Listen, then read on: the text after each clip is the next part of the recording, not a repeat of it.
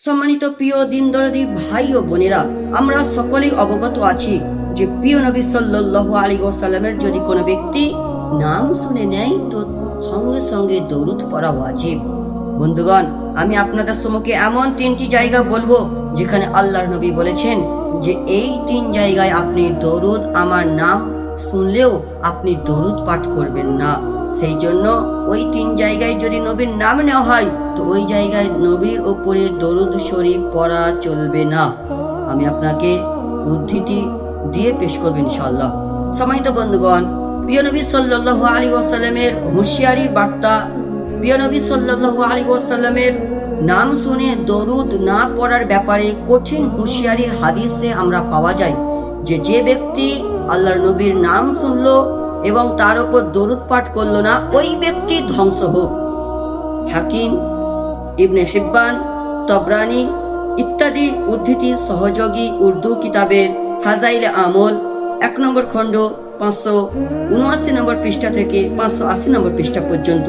সেখানে বলা হয়েছে, যদি কোনো ব্যক্তি আল্লাহর নবীর নাম শোনে এবং তার উপরে দরুদ পাঠ না করে তাহলে আল্লাহ নবী বলছেন ওই ব্যক্তি ধ্বংস হয়ে যায়। এটা তো আমাদের হাদিসের দ্বারা স্পষ্ট বোঝা যায় যে যদি কোনো ব্যক্তি নবীর নাম শোনার পরে দরুদ না পড়ে তাহলে আল্লাহ নবী বলছেন ওই ব্যক্তি হালাক হয়ে গেল, ওই ব্যক্তি ধ্বংস হয়ে গেল।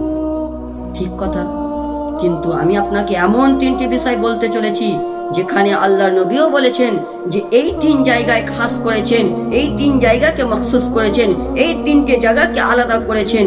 সেই তিনটে জায়গা কি কি? আসুন আপনারা শুনতে থাকুন, জানতে থাকুন সঠিকটা কি।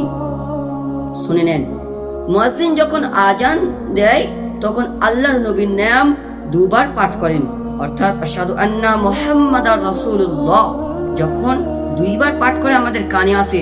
যদি কোনো ব্যক্তি ওই সময় আশহাদু আন্না মুহাম্মাদার রাসূলুল্লাহ সাল্লাল্লাহু আলাইহি ওয়াসাল্লাম বলে তাহলে ভুল করলো, কেননা আল্লাহর নবী ওটা করতে নিষেধ করেছেন, ওই জায়গায় দরুদ পড়তে নিষেধ করেছেন। ঠিক, আপনি ঠিকই শুনেছেন, ওই জায়গায় আল্লাহর নবী নিষেধ করেছেন।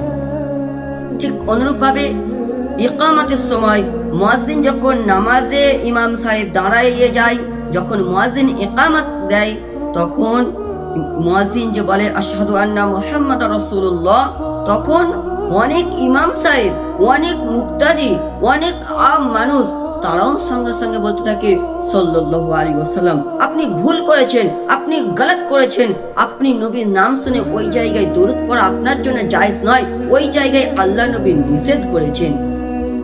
আমার মুখের কথা নয় ভাই, হাদিসের কথা। আমি আপনাকে সহিহ মুসলিমের মিশকাত শরীফ এবং সুনানে আবু দাউদের হাওলা উদ্ধৃতি দিচ্ছি।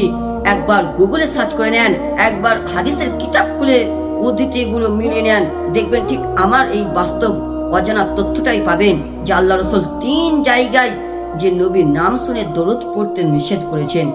আর 3 নম্বরে ছিল যখন ইমাম খুতবাতে জুমার দিনে দাঁড়ায় তখন আল্লাহর নবীর নাম আসে, ঠিক ওই জায়গায় আল্লাহর নবীর নাম শুনে দরুদ পড়া চলে না। তাহলে আজান, ইকামত আর জুমার খুতবাতে যদি কোনো ব্যক্তি নবীর নাম শুনে তো এই 3 জায়গায় আল্লাহর নবীর নাম শোনার পর দরুদ শরীফ পড়া চলবে না।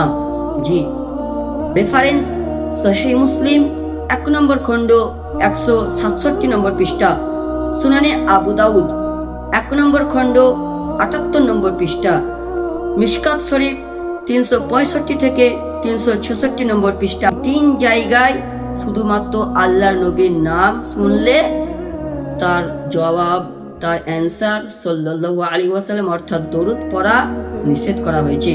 অর্থাৎ নাম শুনলেও ওই জায়গায় দরুদ শরীফ পড়া চলবে না। কেন? কিছু হাদিস এমন আছে যেগুলো আমভাবে বয়ান করা হয়েছে। কোন মাজমায় আপনি বসে আছেন, সেখানে আল্লাহর নবী নাম শুনেছেন, সেখানে দরুদ পড়া ওয়াজিব। কোন কিতাবে আপনি নাম শুনেছেন আল্লাহর নবীর, সেখানে দরুদ পড়া ওয়াজিব। কারোর মুখ থেকে আপনি নবীর নাম শুনেছেন ওয়াজ মাহফিলে, তো আপনার জন্য সেই জায়গায় দরুদ পড়া ওয়াজিব। কিন্তু আল্লাহর নবী বলেছেন যে আমার উম্মতেরা এই 3টি জায়গা অর্থাৎ আজান, ইকামত আর জুমার জায়গা যখন ইমাম সাহেব খুতবার সময় আমার নাম নেবে তো এই 3 জায়গা ছেড়ে তোমরা দরুদ শরীফ পাঠ করবেন। সেই জন্য সহিহ মুসলিম, সুনানে আবু দাউদ এবং মিশকাত শরীফের রেফারেন্স দিয়ে আমি আপনাদের সম্মুখে সঠিক তথ্য পেশ করলাম। আল্লাহ রাব্বুল আলামিন আমাদের সকলকে উক্ত অজানা তথ্যের উপরে আমল করার তৌফিক দান করুক। আমিন। আসসালামু আলাইকুম ওয়া রাহমাতুল্লাহি ওয়া বারাকাতুহু।